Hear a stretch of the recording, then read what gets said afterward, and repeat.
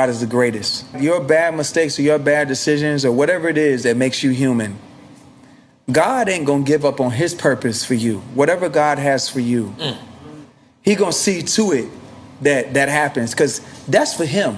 And whatever lessons that you have to incur because you've made bad decisions, that's on you. But whatever he has for you, no man, no situation, and not even the ill-informed or ill-instinct decisions that you make can get in the way of that.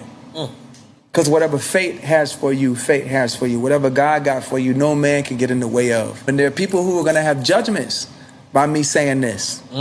But if you think God is only in the church and in the synagogue and in the mosque, then you don't understand what this world is. You don't understand what this universe is. The universe is God, bro. We are inside God.